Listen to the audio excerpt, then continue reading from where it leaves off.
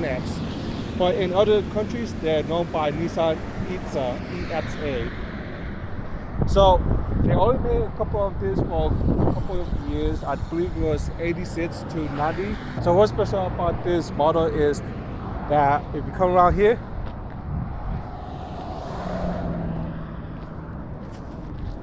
this piece is a dealer option accessory.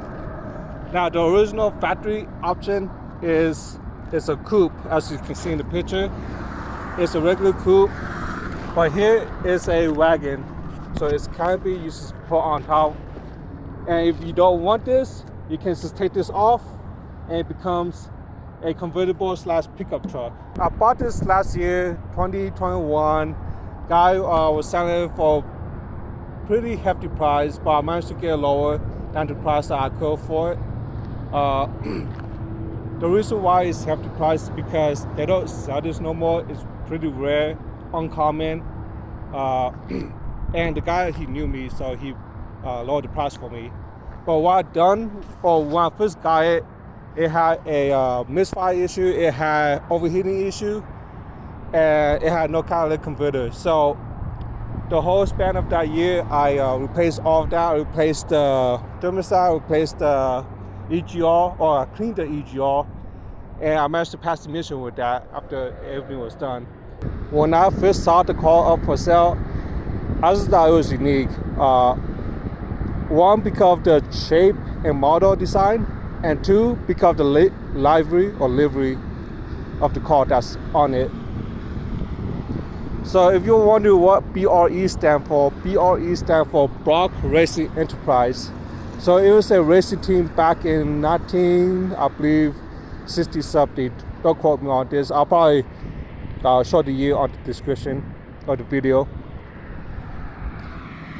But I guess someone took it a step further and put the livery on this car, and that was really cool. So this rear tire is not original. The previous owner put the wheel on it.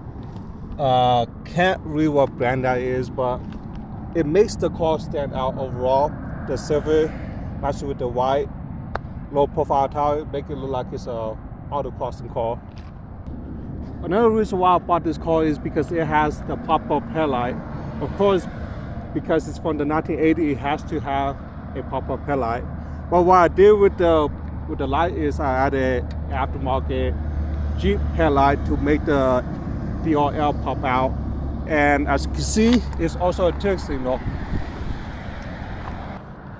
So unfortunately, when I first got the vehicle, the dealer option wagon, they had this plexiglass back here. I guess it was broken, and the next best thing they could do was put plexiglass here. I do plan to put a better plexiglass here, or if I can, find the glass for it. But I want to show you a little bit more about this canopy. So you pop it open, and it's pretty heavy. That's why I got this. I don't have the studs for those. I do plan to replace them later on, or get one later on. But what's cool is if you take this whole hatch off and you flip this down, I got my stuff back there, but if you flip it down, it becomes a whole pickup bed over here. Another quirky feature is there's a brake light up here. So when the hatch is down, people are still able to see your dirt brake light. So if you want a 4-out convertible top, like I mentioned, you take this whole top off, and at the same time, you can take this truck top off.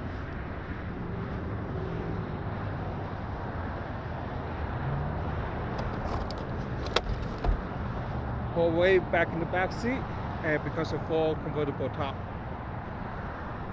What's cool about this interior is the air vent, it pop open and close. A lot of this comes with manual window. It's just barely some comes with power options. If I do find one down the road, I will plan to change everything or convert everything to power window. You got your speaker right here. That's pretty much it. No cup holders on the door. Really simple. So when I first got the car, it had regular basic orange light bulb in here. So I replaced with the blue just to match with the interior of this blueness. Over here you got lane switch, your defroster, your headlight switch. On this side you got the pop-up light, your hazard, and your window washer. So right here is your ashtray. Over here is your radio with the single DIN. But I do plan to put maybe a double DIN down the road. You got your 5-speed right here, your e-brake, and you got your console right here. And when I say no cup holders, I mean no cup holders at all. Of course, this does have a back seat, and I'm going to go ahead and climb inside and see how bad is it.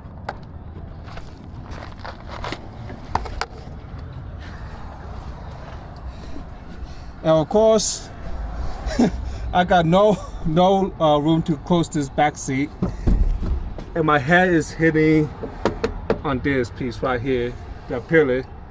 But if I recline back here like this, it's perfect. But again, can't really close this at all. For North American model, there was 2 engine options for 1987 model year. One being a 1.6 single cam and the other being a 1.6 dual overhead cam. What I have is a 1.6 single cam, making roughly 80 horsepower. I do plan to swap this over to a K-swap for a Honda Civic down the road to give it some more power. Alright, so driving the PULSAR. So it's not quick, not fast. It handles okay. The overall, the suspension is nice. It's hitting bumps nice and smooth. The car is lower a little bit on the front. The back is a little bit stock, it look like. That's how I like it. Since the case you need to load stuff up in the back. It's already high enough, so when you got stuff, it's just sink right down and make it level for the front. There is a lot of wind noises in this car. There's a lot of cracks in here, up over here by the top area, and the back canopy is not fully settled in, so it once in a while in there, the sport back does jump a little bit.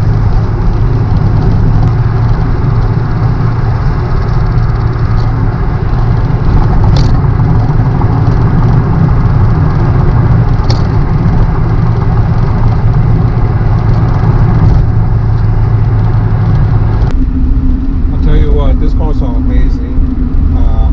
Just for the fact that it's modular, so you can swap out the back, sport back, hatchback, wagon looking, the coupe looking canopy, whatever you call it. And if you want, you can also make it into a convertible or pickup truck.